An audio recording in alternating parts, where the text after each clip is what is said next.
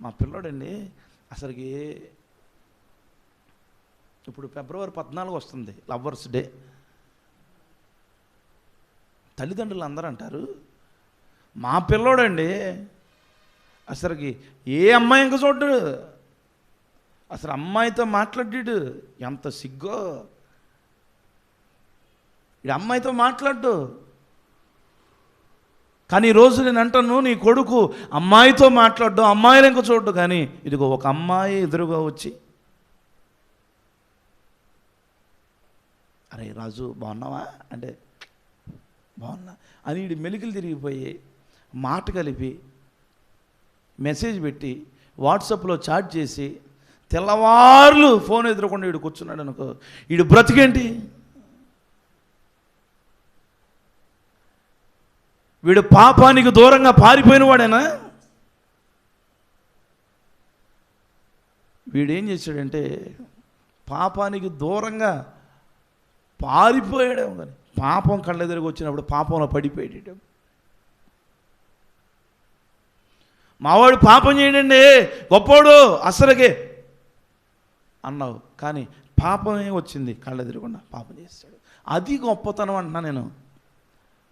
ఏసేపు పాపం చేయలేదండి, అసలు ఎటో చూడలేదండి, ఎక్కడికి వెళ్ళలేదండి, ఎవరితో మాట్లాడలేదండి, గొప్పోడండి అని ఎందుకు చెప్తున్నావు తెలుసా? ఇదిగో పాపమే వచ్చి ప్రేరేపించి దా అన్నప్పుడు దూరంగా పారిపోయాడు.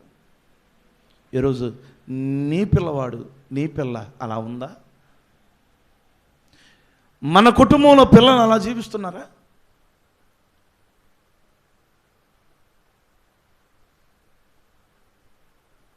పాపం చేయకపోవటం వేరు, పాపమే ప్రేరేపించినప్పుడు ఆ పాపములో పడకుండా దూరంగా పారిపోవడం అది గొప్ప, అది గ్రేట్. అది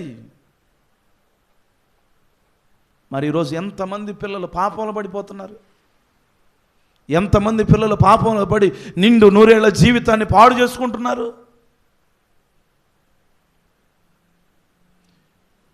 ఈరోజు యేసేపును చూసి నేర్చుకోండి. అతను ఒక విజన్ కలిగి బ్రతికాడు. ఈరోజు నీ తల్లిదండ్రులకు భయపడటం కాదు, ఈరోజు నీ సేవకుడికి భయపడటం కాదు, ఈరోజు నీ కుటుంబంలోని నీ పెదనానికి పెద్దమ్మకి వీళ్ళకి భయపడి బ్రతకడం కాదు, దేవుడికి భయపడు.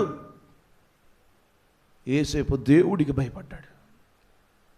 ఈరోజు నువ్వు అనుకుంటున్నావు నా పిల్లలండి నన్ను చూస్తే వణుకుతారు. ఏంటి నేను చూసి వణికేది? నీ ఎదురుగున్నది. పక్కకి వెళ్తే భయపడాల్సింది దేవునికి. దేవునికి భయపడకుండా వాళ్ళకి భయపడి వీళ్ళకి భయపడి కొంతకాలం ఇది దేవునికి భయపడు, బ్రతుకంతా క్షేమంగా ఉంటుంది. మరి ఈరోజు మన పిల్లలు యేసేపు వలె బ్రతకాలి. యేసేపు వలె జాగ్రత్త. వాళ్ళు ఎటు వెళుతున్నారు, ఎలా జీవిస్తున్నారు ఏంటో మనం తెలుసుకోవాలి. ప్రతిదీ కూడా జాగ్రత్త పడదాం. రోజులు అంత మంచిగా లేవు, బయట పరిస్థితులు అంత మంచిగా లేవు, స్నేహితులు అంత మంచిగా లేరు. నువ్వు అనుకుంటున్నావు నా పిల్లోడు అసలు గ్రేట్ అండి, అసలు వాడండి, వాడు ఏ పని నాకు చెప్పకుండా చేయడండి, నీకు చెప్పకుండా చేయడు, ఎవరి జోలికి పాడు. కానీ పాపమే అతని దగ్గరికి వస్తే,